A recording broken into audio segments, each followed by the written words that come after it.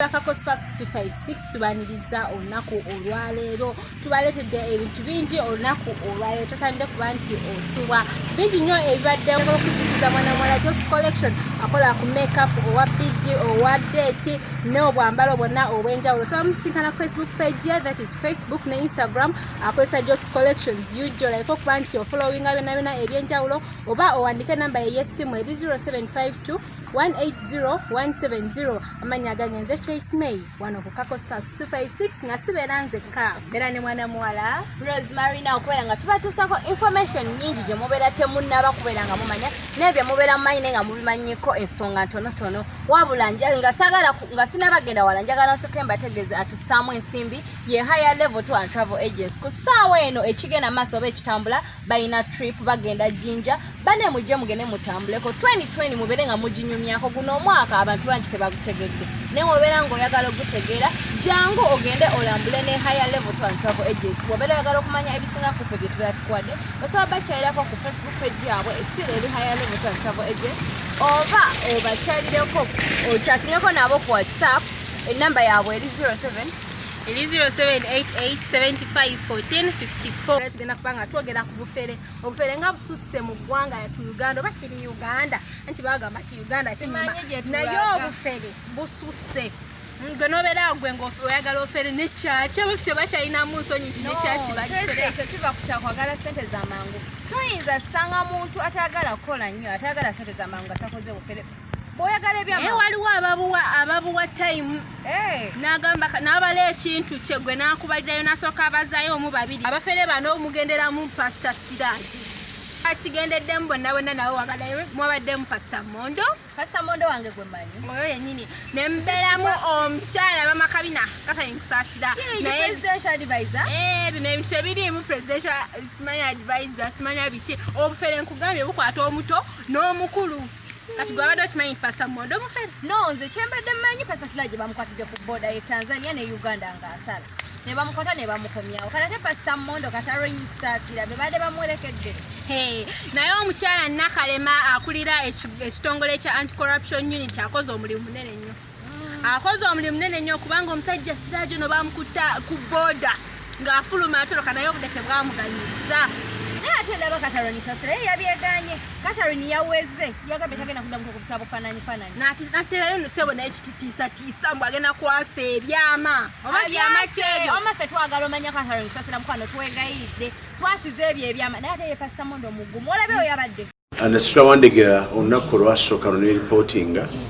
olwokubiri ne bampa bond on Tuesday I was given a bond ndubiseemu ndala kuzama abantu bonna amaanyi kusooka njala kwebaza abantu bonna abayini boxings I'm overwhelmed by love embeera y'ekomera tiyali nnungi nnyo bulungi nafunamu obukosefu bwe ndyogerako ndowooza ng'amaze ebintu awaanya naye nga eyo embeera yaffe abantu babadde balungi okuggyako nti ekiro baleeta abantu balaba idol balaba ki kwegamba balwana naye nebaza Mukama nti olwo abalokosa nga gye tuli abantu balokoka omanyi amazima gali kufuula ow'eddembe search yakoleddwa wonna tena kye basanze mu nnyumba yange search yakoleddwa teri kikwatagana n'ebinvunaanibwa mu ofiisi yange ate njala kwebaza Fane Nakalema nti bambe abantu be bahandolinze bulungi abasirikale bahandolinze bulungi ababadde so professional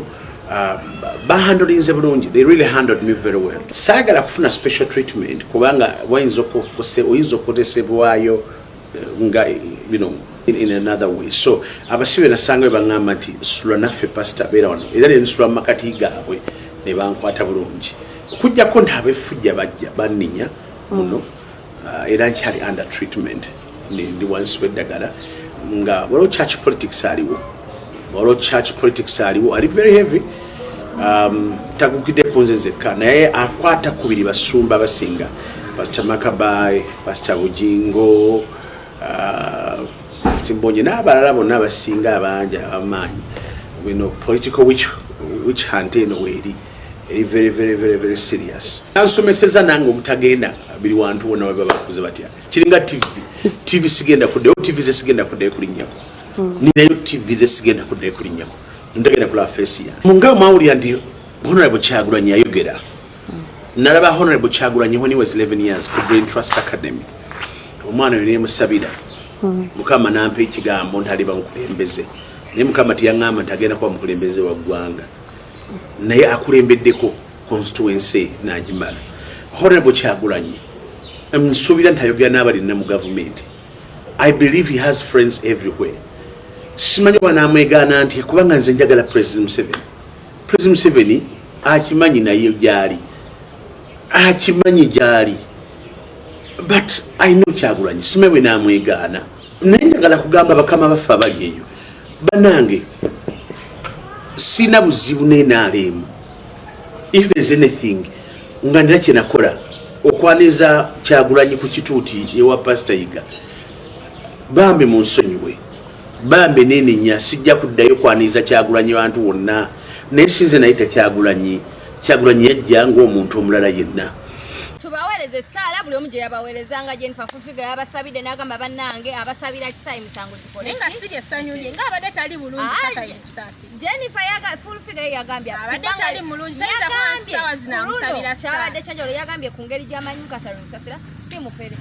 yagambye ate okulaba president si bya ssente kati ye yasabidde Pr.Mondo n'asabira ne Catherine Kusasira emisango gizuke nti tebalina musango era ye akimanyi si bafere bijja vayo bulungi ne bapasita abala bazze babasabira mulimu abayogedde bingi which is not good.